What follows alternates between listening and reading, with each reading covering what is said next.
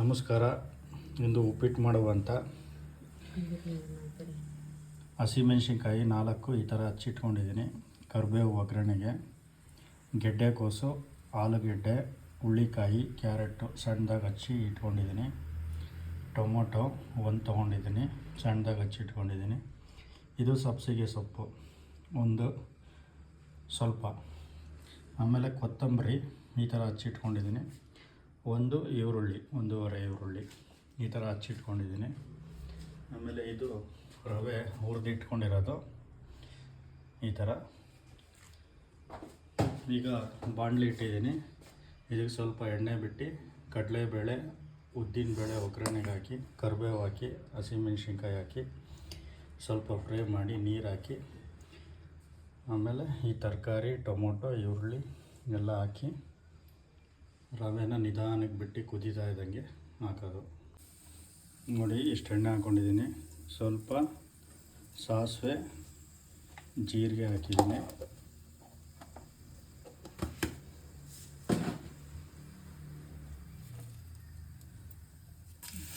ಕರಿಬೇವು ಹಾಕ್ತಾಯಿದ್ದೀನಿ.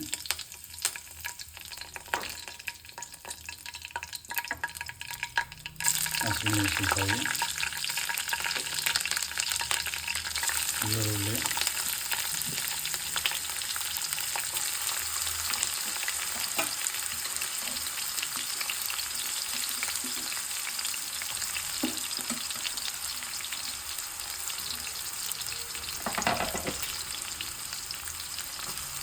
ಕ್ಯಾರೆಟು,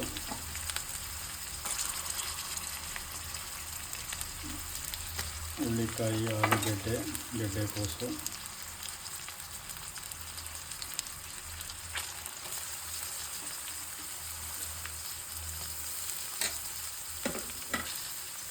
ಹಾಗೆ ಟೊಮೊಟೊ,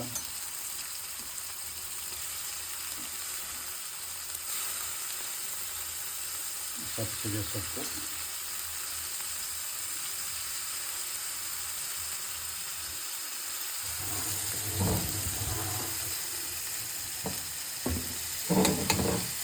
ಸ್ವಲ್ಪ ಅದನ್ನು ಚೆನ್ನಾಗಿ ತಿರುಗಿಸಿ ಫ್ರೈ ಮಾಡ್ಕೊಳ್ಳೋಣ.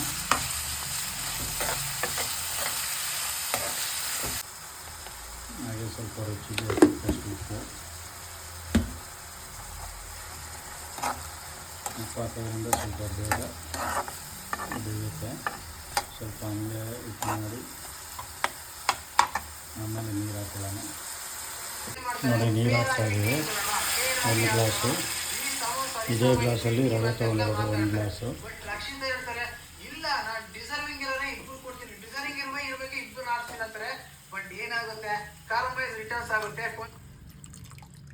ನೋಡಿ 2 ಗ್ಲಾಸ್ ನೀರಾಯಿತು.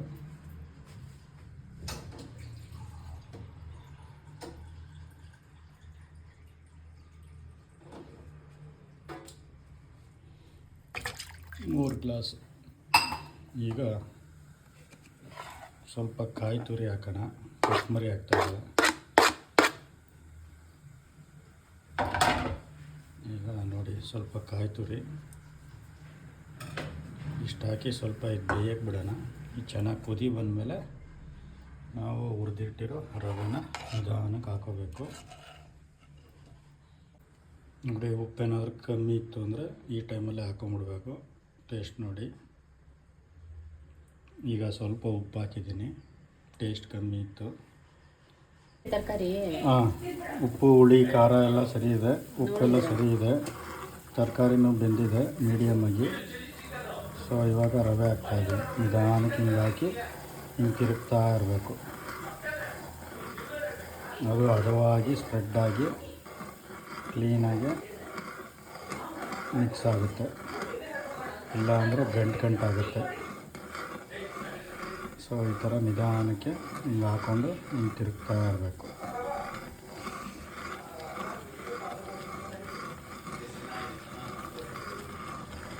ಓಕೆ.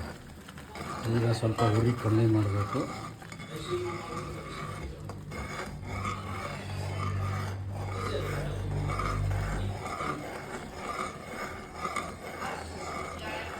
ಇದಕ್ಕೆ ಕಡಲೆಬೇಳೆ ಆಮೇಲೆ ಉದ್ದಿನಬೇಳೆ ಹಾಕಿಲ್ಲ, ಸ್ವಲ್ಪ ನಾನು ಮರೆತ್ಕೊಂಡ್ಬಿಟ್ಟೆ. ಸೊ ಆಮೇಲೆ ಹಾಕಿದ್ರು ಅದೇನು ಅಷ್ಟೊಂದು ಬೇಯಲ್ಲ, ಅದಕ್ಕೋಸ್ಕರ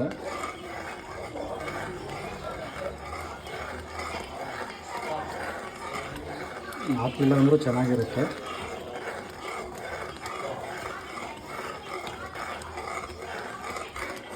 ನೋಡಿ ಈ ಥರ ತಿರುಗ್ತಾ ಇರಬೇಕು. ಈಗ ನಮ್ಮ ಉಪ್ಪಿಟ್ಟು ಒಂದು ಅದಕ್ಕೆ ಬಂದಿದೆ. ಇದನ್ನು ಸ್ಲೋ ಫ್ಲೇಮಲ್ಲಿಟ್ಟು ಸ್ವಲ್ಪ ಹೊತ್ತು ಬೇಯಿಸಿ, ಅಂದರೆ ಒಂದು 2 ನಿಮಿಷ ಅಷ್ಟೇ ಬೇಯಿಸಿದ್ರೆ ನಮ್ಮ ಉಪ್ಪಿಟ್ಟು ರೆಡಿ.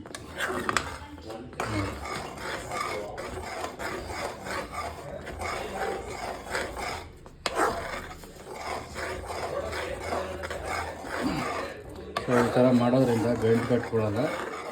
ಸೊ ಉಪ್ಪಿಟ್ಟು ಹದವಾಗಿ ಚೆನ್ನಾಗಿ ಇದಾಗುತ್ತೆ. ಈಗ ಹೀಗೆ ಇಟ್ಟು 1 ನಿಮಿಷ ಸಣ್ಣೂರಲ್ಲಿ ಹಿಂಗೆ ಇದು ಮಾಡೋಕ್ಕೆ ಇಟ್ಕೊಳ್ಳೋಣ. ಆಮೇಲೆ ಗ್ಯಾಸ್ ಆಫ್ ಮಾಡಿದ್ರೆ ನಮ್ಮ ಉಪ್ಪಿಟ್ಟು ರೆಡಿ.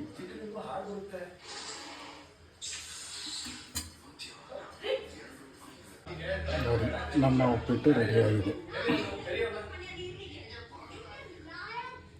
Thank you.